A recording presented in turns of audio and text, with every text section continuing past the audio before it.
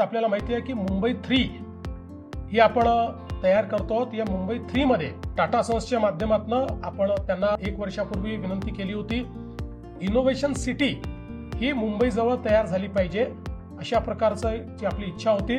त्या संदर्भात 1 वर्षापूर्वी डावोसमध्येच टाटा सन्सचे जे प्रमुख आहेत एन चंद्रशेखरन यांच्याशी चर्चा झाली होती। त्यानंतर त्यांनी एक टीम तयार केली।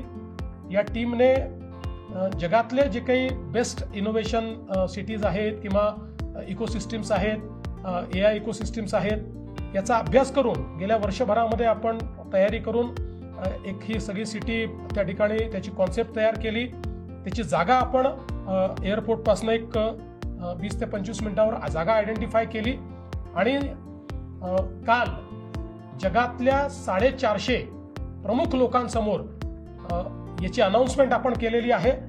आणि ही अनाउन्समेंट करताना सगळ्यात महत्त्वाचं आहे की याची जी इकोसिस्टम आहे त्या इकोसिस्टम करता विशेषतः डेटा सेंटर्स करता टाटा सनने स्वतः त्या ठिकाणी $11 बिलियन AI डेटा सेंटर्स करता गुंतवणुकी करता घोषित केलेले आहेत। एक प्रकारे जे काही आपलं फ्युचर आहे त्या फ्युचरचं शहर म्हणून ही इनोव्हेशन सिटी असणार आहे। आणि याचा फायदा असा आहे की ही झाल्यानंतर ज्या सगळ्या टियर 2 सिटीज आहेत त्या ठिकाणी इनोव्हेशनचं कल्चर तयार करण्याकरता आणि ती इकोसिस्टम तयार करण्याकरता हे एक प्रकारे हब असेल आणि त्यातनं वेगवेगळ्या ठिकाणी आपल्याला तयार करता येतील।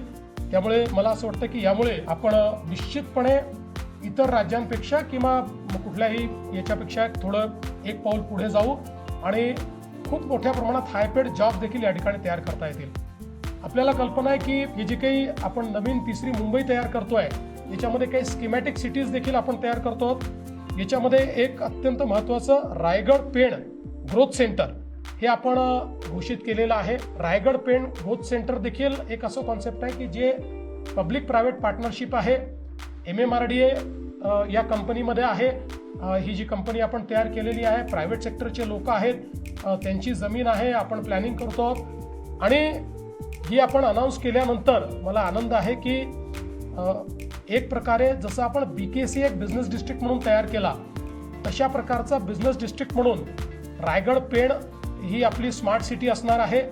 ही पण आपण जर बघितलं तर आपल्या नवी मुंबई एअरपोर्टपासनं एक 20 ते 25 मिनिटात आपल्याला त्या ठिकाणी जाता येईल अशी कनेक्टिव्हिटी आपण तयार करतो आहोत। आणि सगळी जी काही नवीन प्रकारच्या टेक्नॉलॉजीज आहेत आणि बिझनेसेस आहेत, फिनटेक आहे, GCC आहेत, या सगळ्या करता तिथे एक अत्यंत आधुनिक अशा प्रकारची इकोसिस्टम आपण तयार करतो।